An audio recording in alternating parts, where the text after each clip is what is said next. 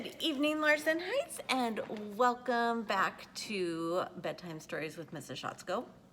So we finished Holes yesterday, and I did not get a survey out to the 3rd or the 4th grade to pick a new book for me to read. So I made an executive decision, and the book I chose for us to read is one called The Trouble with Chickens by Doreen Cronin and illustrated by Kevin Cornell.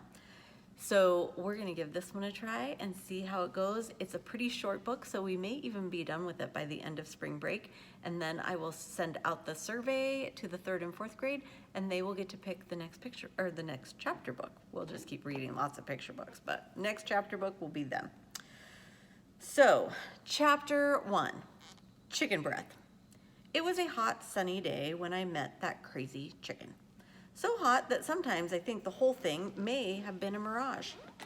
But mirages don't have chicken breath, mister. She was a short, tired-looking bird with a funny red comb on her head. It looked about as useful to her as a spoon is to a snake. Her eyes were tiny and black and set so close to each other they practically touched. I'd be surprised if the right eye could report back to seeing anything other than the left eye. Chickens make me nervous. Can't keep them quiet.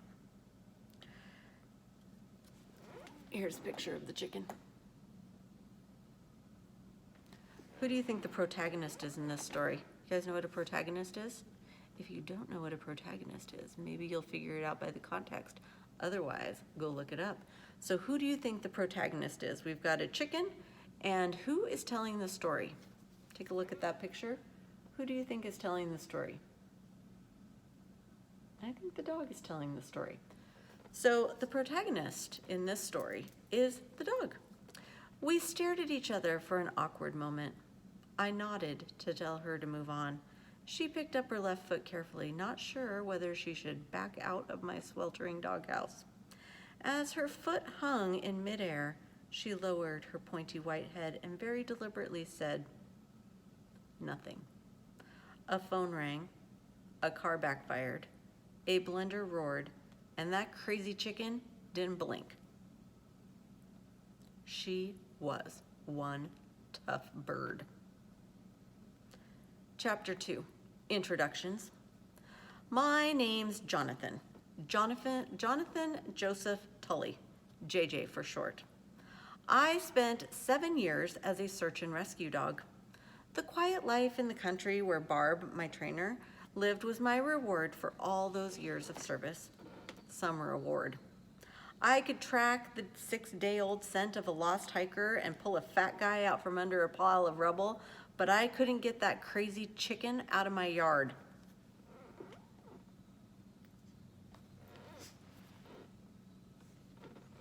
Her name was Millicent. I called her Moosh just because it was easier to say, and it seemed to annoy her.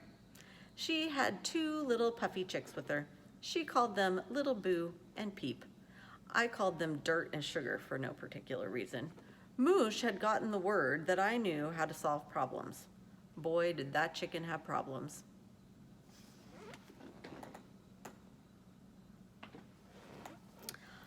I'll pay you in chicken feed, said Moosh. That was the chicken's first problem. I don't work for feed. No dice, I replied. Dirt and Sugar were bathing in my water bowl. I'll pay you in feathers. That was the chicken's second problem. I already got a pillow, I grumbled. Dirt and Sugar were playing in my food bowl. Crazy chicks. I was losing patience. I'll work for a cheeseburger, take it or leave it. Moosh's tiny chicken head cast a huge pointy shadow against the side of my weather-beaten doghouse. She took a step away from me, turning her head to glance at Dirt and Sugar. Those 2 feather balls jumped out of my water bowl and rolled around in the grass. They looked like they didn't have a care in the world, but their mom sure did.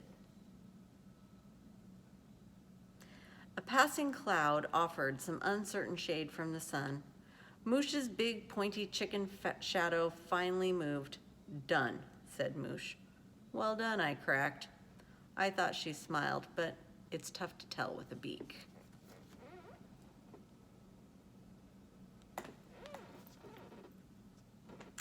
Chapter 3, Chicken missing.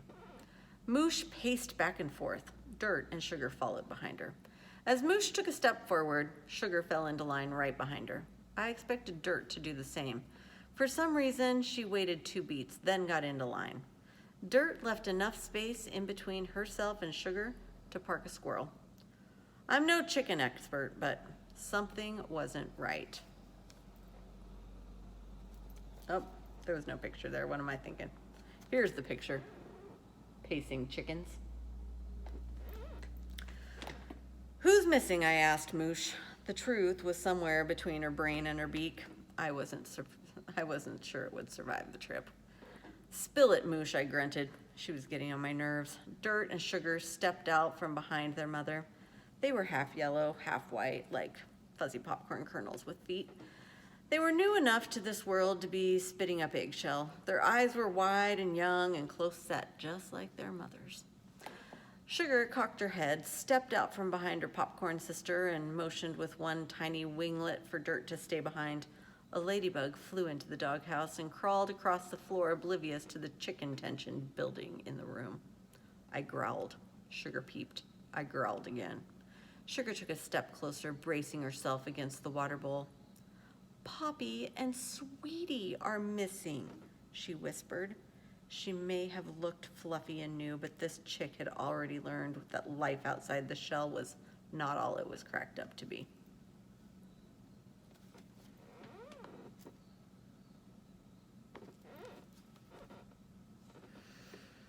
Chapter 4, Poppy and Sweetie. Poppy and Sweetie. Their names annoyed me too, but it wasn't time for more nicknames. Nicknames are only cute when your mother knows where you are. I had Dirt and Sugar take me to the last place they saw Poppy and Sweetie. It was just outside the chicken coop. I told the Fluffy family to stand still. I didn't have any of Poppy's or Sweetie's belongings to sniff, but I had their siblings. Close enough. I had no idea how hard it might be to track the scent if I found it. On the job, we call it probability of detection. POD for short. With no personal effects to sniff and no experience tracking poultry, the probability of detection in this case was low. Very, very low. But now was not the time to burden a chicken mother's heart with a low POD. There's an easy way to do a search and a hard way. The easy way is early in the evening with a cool breeze and a steady partner. The hard way is high noon with a crazy chicken clucking in your ear and 2 feather balls riding your tail. This search was going to go the hard way. I had to give it to Moosh straight. Humans have a knack for finding themselves in places where they don't belong, dark woods, cold snow, and deep canyons. Lucky for them, they stink. But I don't know from chickens, so don't get your hopes up. Moosh took a deep breath. She knew the score. In the harsh sunlight, her comb had lost its bright red luster. It was 4th of July weekend, and the air was heavy. I got down as low as I could. The earth will hold on to your smelly secrets for a long, long time. And it will give them up to any dog who comes sniffing. Problem is, it gives up all its secrets at once. You have to be able to sniff through them to find the one you need. Bare feet, barbecue sauce, blueberries. It didn't take long to pick up what I thought was a chicken trail. I followed it around the edge of the yard, under a pile of rotting wood, past the barn, and then across the open field. For all I knew, it could have been a chicken sandwich. Then something hit me in the eye, hard. I stopped in my tracks. Dirt, Moosh, and Sugar were right behind me. When I looked up, I got hit again. It was rain. Hard rain.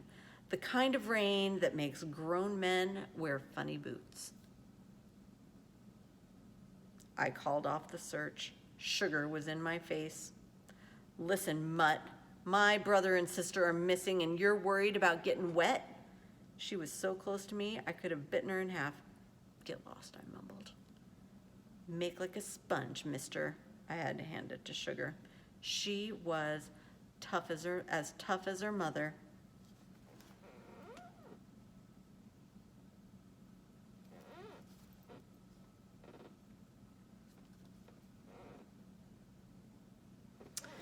Okay, Larson Heights, I hope you are enjoying our new book. I will see you tomorrow and we will read the next few chapters. Have a great night. Soar high with the eagles and don't let the bed bugs bite.